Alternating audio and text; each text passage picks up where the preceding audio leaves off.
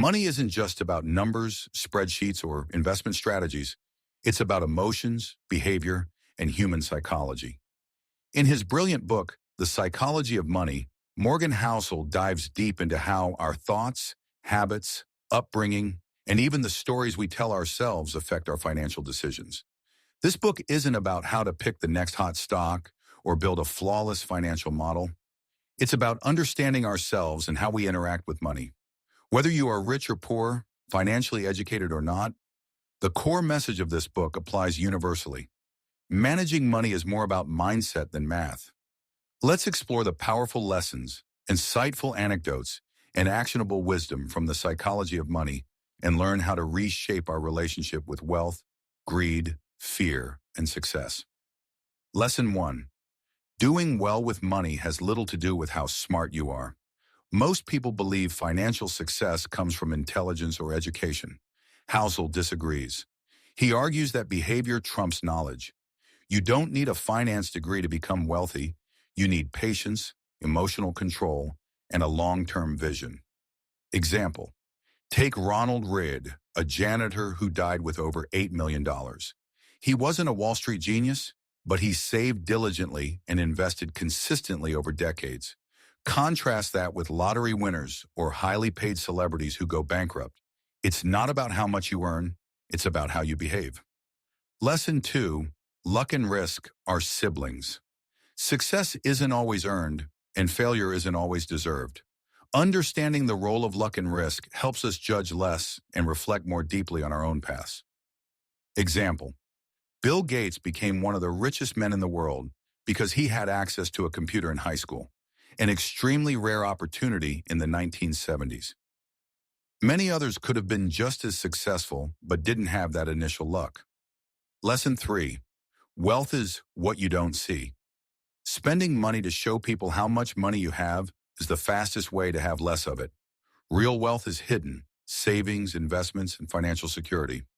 Example, driving a luxury car might make people think you're wealthy, but if that car came with debt, it's not a reflection of real financial strength. True wealth is the freedom and peace of mind that comes from financial independence, not visible status symbols. Lesson 4. Save money. Not for a specific reason, but just because. You don't always need a goal to save. Life is uncertain. Emergencies happen. Opportunities arise. Having cash gives you options and flexibility. Example, a sudden job loss, a surprise investment opportunity, or an emergency medical bill. These are life events where having cash savings can make all the difference. Lesson 5. Reasonable greater than rational. Sometimes the most mathematically optimal decision isn't the best one for your emotions. Being financially reasonable, choosing a path you can stick to, is often better than chasing perfection. Example, paying off a low-interest mortgage early may not be the smartest move on paper, but for someone who sleeps better at night knowing they're debt-free, it's the right call. Lesson 6. Compounding is magic, but requires patience. Compounding doesn't just apply to money, but also knowledge, habits, and relationships. But it works best when left untouched.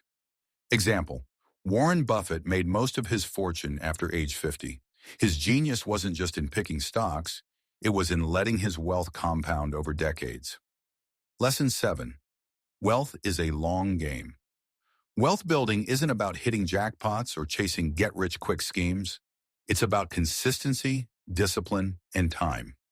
Example, instead of focusing on short-term market moves, a long-term investor focuses on financial habits, saving regularly, avoiding unnecessary debt, and staying invested through ups and downs. Lesson 8. You're not alone. Everyone thinks about money differently.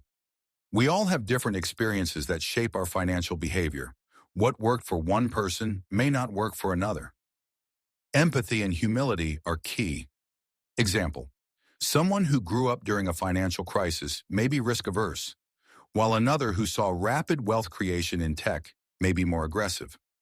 Understanding our background helps us make wiser choices. Lesson 9.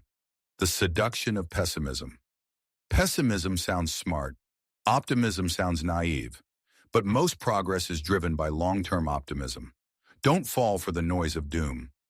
Example, despite constant news about recessions, market crashes, and political turmoil, the global economy has grown immensely over the last century. Betting on human progress is usually the winning bet. Lesson 10. Financial freedom equals control over your time. Money's greatest value isn't material, it's freedom. Having control over how you spend your time, who you spend it with, and what you do is the real goal. Example, a person earning less but working on their own terms might be wealthier in life satisfaction than someone making millions but trapped in a job they hate. Conclusion. The Psychology of Money by Morgan Housel isn't just a book about personal finance. It's a manual on understanding human nature and how it collides with money. The lessons shared are timeless, powerful, and rooted in real-life observations. If you can master your emotions, understand the role of behavior, and take a long-term perspective, you'll not only build wealth, but live a more peaceful and purposeful life. So remember, it's not just about how much you make, but how well you think. Your mindset is your greatest asset. Be part of our journey. If you find our content valuable and inspiring, don't forget to subscribe to the channel and turn on the notification bell to stay updated with our latest videos.